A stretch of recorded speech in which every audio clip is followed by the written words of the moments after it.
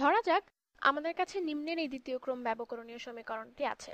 ধরি আমাদের কাছে রয়েছে y এর সেকেন্ড ডেরিভেটিভ যোগ 4 ইন্টু y এর ফার্স্ট ডেরিভেটিভ যোগ 4 সমান 0, এবং আমাদের কাজ হলো এই ব্যবকলনীয় সমীকরণের সাধারণ সমাধান বের করা।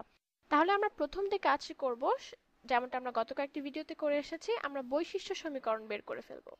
তা হলো r square plus 4r plus 4 সমান 0। এটা বের করে ফেলা বেশ সহজ, এখানে আমাদের দ্বিঘাত সমীকরণের কোনো দরকারই নেই। আমরা দেখছি যে r plus 2 into r plus 2 সমান 0। এবং এখন খুব মজার একটা ঘটনা ঘটলো যা কিনা আমরা আগে পাইনি।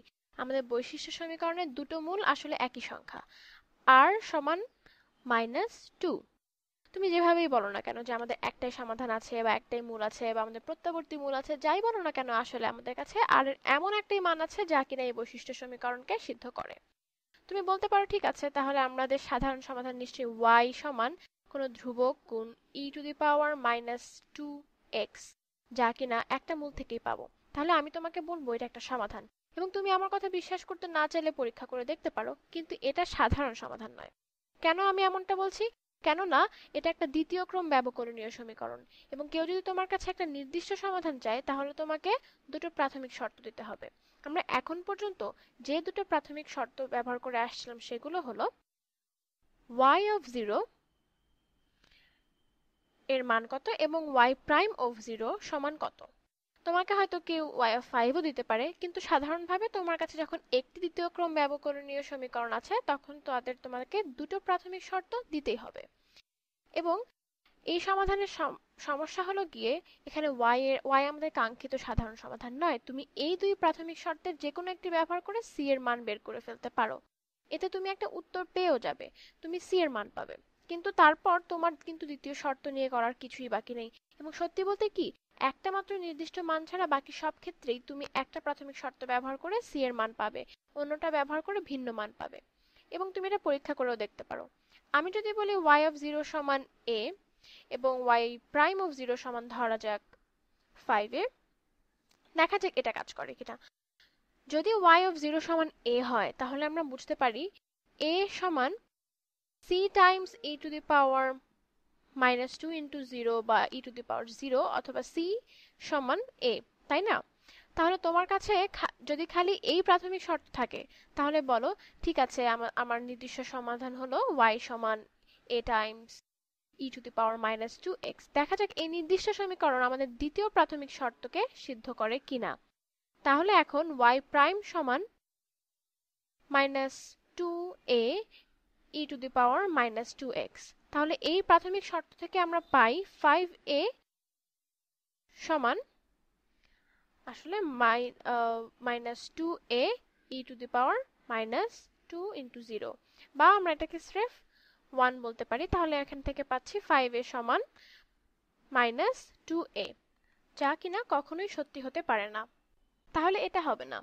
যখন আমাদের কাছে এমন একটি সাধারণ সমাধান থাকবে বা ছদ্ম সাধারণ সমাধান থাকবে, তখন এটি শুধু একটি মাত্র প্রাথমিক শর্তকেই সিদ্ধ করবে, এবং আমরা যদি খুব ভাগ্যবান হই তাহলে উভয় শর্তকেই সিদ্ধ করতে পারবে। তাহলে এখান থেকে আমরা এই সিদ্ধান্তে আসতে পারি যে y আমাদের সাধারণ সমাধান নয়। আমি এখন এই জায়গাটা একটু খালি করে নেব। তাহলে এখন আমরা কি করব? আমরা যে পদ্ধতি ব্যবহার করতে পারি তার নাম ক্রমের অবনমন বা রিডাকশন অফ অর্ডার, এবং সেক্ষেত্রে আমরা একটি সমাধান ধরে নেব। যখন আমরা প্রথম এই রৈখিক ধ্রুবক সহগ বিশিষ্ট দ্বিতীয় ক্রম ব্যবকলনীয় সমীকরণের ব্যাপারে ভেবেছিলাম, তখন আমরা ভেবে নিয়েছিলাম ই ধরে নেওয়াটা বেশ সুবিধাজনক। কেন বলো দেখি? কেননা ই এর ডেরিভেটিভ গুলো আসলে প্রকৃতি ফাংশনের গুণিতক, তাই না? তাহলে দ্বিতীয় সমাধান বের করতেও আমরা এর আশ্রয় নিতে পারি, এবং এটাকে আরেকটু সাধারণ বানাতে এসো আমরা দ্বিতীয় সমাধান ধরে ফেলি। আমি এখানে লিখছি g, কেননা আমি ধরে নিচ্ছি বা গেস করে নিচ্ছি সমান x এর যে কোনো ফাংশন গুণ আমাদের প্রথম সমাধান e to the power -2x। আমি বলতে পারতাম x এর যে কোনো ফাংশন গুণ c গুণ e to the power -2x। আসলে c কে এই অনির্দিষ্ট ফাংশনের একটি অংশ হিসেবে আমরা ধরতে পারি। আমরা যতটা সম্ভব সাধারণ মান পাওয়ার চেষ্টা করছি। তো ধরে নেওয়া যাক এটা একটা সমাধান, এবং এসো আমরা একে আমাদের আসল ব্যবকলনীয় সমীকরণে প্রতিস্থাপন করি। এভাবে আমরা v এর মান বের করতে পারবো যাতে আমাদের কাজ সম্পন্ন হবে। এটা করার আগে এর প্রথম এবং দ্বিতীয় ডেরিভেটিভ বের করে নেওয়া যাক।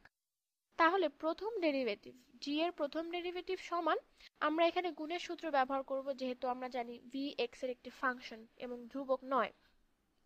তাহলে গুণের সূত্র অনুসারে v প্রাইম প্রথমটি ডেরিভেটিভ গুণ দ্বিতীয় রাশি e to the power minus 2x plus প্রথম রাশি বা রাশি গুণ দ্বিতীয় ডেরিভেটিভ অর্থাৎ v ইন্টু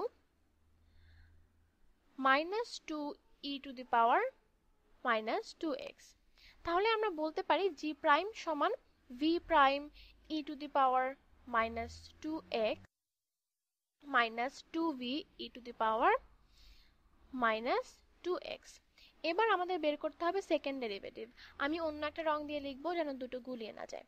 তাহলে দ্বিতীয় ডেরিভেটিভ বের করতে আমাদের গুণের সূত্র দুবার ব্যবহার করতে হবে। এই প্রথম রাশির ডেরিভেটিভ হলো v prime prime e to the power minus 2x minus 2v prime e to the power minus 2x। এটা আমরা গুণের সূত্র থেকেই পাই। আবার দ্বিতীয় রাশিটির ডেরিভেটিভ সমান, প্রথমে আমরা অন্তরীকরণ করি v কে, তাহলে minus 2v prime e to the power minus 2x times, times না, plus 4v e to the power minus 2x, 4v e to the power minus 2x। আশা করি আমি এখানে কোনো ভুল করিনি এবং আমরা এটাকে কিছুটা সহজ আকারে লিখতে পারি। তাহলে আমাদের ধরে নেওয়া সমাধান g এর দ্বিতীয় ডেরিভেটিভ সমান v এর second derivative into e to the power minus 2x minus 2v। না, আসলে এখানে হবে মাইনাস 4, মাইনাস 2 আর মাইনাস 2 মিলে হবে মাইনাস 4, তাহলে minus 4v e to the power minus 2x plus 4v e to the power minus 2x। এখন এটাকে এই সমীকরণে প্রতিস্থাপন করার আগে আমরা একটি জিনিস লক্ষ্য করতে পারি যা আমাদের কাজকে সহজ করে দেবে। খেয়াল করো, g এর সমান কোনো কিছু গুণ e to the power minus 2x, g prime থেকেও আমরা e to the power minus 2x কে উৎপাদক হিসাবে বের করে নিতে পারি। এমনকি g প্রাইম প্রাইম থেকেও আমরা e to the power minus 2x কে উৎপাদক হিসেবে বের করে নিতে পারি। তাহলে তাদেরকে আমরা উৎপাদক হিসেবে বাইরে নিয়ে আসি। তাহলে যখন আমরা এটাকে লিখব, আমরা লিখতে পারি second derivative of g e to the power minus 2x into দ্বিতীয় ডেরিভেটিভ। তাহলে আমরা এখন ভিতরের e পদ বাদ দিয়ে এটা লিখব। তাহলে v prime prime minus 4v prime plus 4v। ঠিক আছে, আমি যদি এটাকে বণ্টিত করে ফেলি তাহলে আমরা কিন্তু সেই দ্বিতীয় ডেরিভেটিভই পাবো, প্লাস 4 টাইমস ফার্স্ট ডেরিভেটিভ, এবং আমি এখানেও e to the power minus 2x কে উৎপাদক হিসেবে বাইরে নিয়ে আসব, প্লাস 4 টাইমস এটা। তাহলে এটা হলো plus 4v prime minus 8v, তাই না? Plus 4v prime minus 8v minus 8v। আরেকবার আমি এখানে e to the power minus 2x কে উৎপাদক হিসেবে বাইরে নিয়ে এসেছি, প্লাস 4 টাইমস y। আমরা যেহেতু e to the power minus 2x কে উৎপাদক হিসেবে বাইরে নিয়েই এসেছি, তাহলে আমরা পাবো প্লাস 4 টাইমস v। আমি এটা করলাম কেননা আমাদের এখানে প্রত্যেক পদে e to the power minus 2x লিখলে হয়তো অসাবধানে ভুল করে ফেলতাম বা আমার জায়গা শেষ হয়ে যেত ইত্যাদি। যাই হোক, এখানে g এবং তার প্রথম ডেরিভেটিভ, প্রথম দ্বিতীয় ডেরিভেটিভকে প্রতিস্থাপন করে এর সমান হবে 0।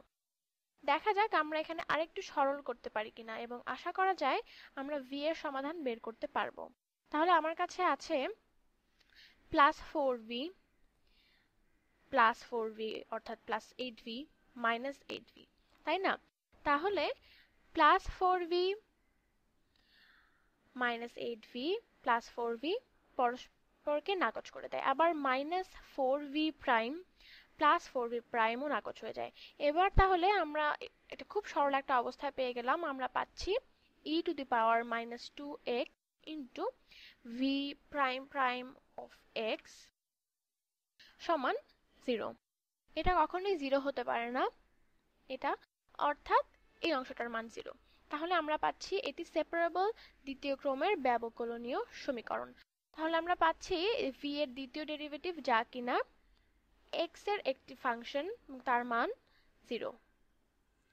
তাহলে আমরা যদি সমীকরণের উভয় পক্ষকে সমাকলন করি বা ইন্টিগ্রেট করি তাহলে আমরা v পাবো। আমরা এবার সমাকলন করলে প্রথম ডেরিভেটিভ পাবো v প্রাইম অফ x সমান ধরা যাক c1, এবং একই কাজ আরেকবার করে আমরা পাই v অফ x সমান c1 ইন্টু x প্লাস অন্য কোনো ধ্রুবক c। তাহলে আমরা কি ধরে নিয়েছিলাম, আমাদের সমাধান বা সাধারণ সমাধান হবে কোনো অনির্দিষ্ট ফাংশন v গুণ আমাদের প্রথম সমাধান e to the power minus 2x। সেই ধরে নেওয়া থেকে শুরু করে আমরা তার মান সমীকরণে প্রতিস্থাপন করে v এর সমাধান করতে পেরেছি, আমরা পেয়েছি v সমান a। এটা বেশ মজার ব্যাপার। তাহলে আমাদের ধরে নেওয়া সেই ফাংশন g বা কি হবে, g যাকে আমরা সমাধান দাবি করতে পারি সমান v of x, g সমান v of x Times e to the power minus 2x এর সমান হলো c1x e to the power minus 2x plus c2 e to the power 2x minus 2x। এবার আমাদের কাছে একটি সত্যিকারের সাধারণ সমাধান রয়েছে, আমাদের দুটো ধ্রুবক রয়েছে, তাই আমরা প্রথম দুটো প্রাথমিক শর্ত পূরণ করতে পারি। আর তুমি যদি কোনো আদর্শ গঠনের আশায় থাকো তাহলে এটাই হলো সেই গঠন। তোমার কাছে যদি প্রত্যাবর্তী মূল থাকে তাহলে সাধারণ সমাধান হবে ঠিক এরকম। তোমার মূল যাই হোক তা এভাবে দুবার আসবে, কিন্তু একবার তার সামনে থাকবে x, এবং এটা সকল দ্বিতীয় ক্রম সমসত্ব ধ্রুবক সহগ বিশিষ্ট রৈখিক ব্যবকলনের সমীকরণের জন্য প্রযোজ্য।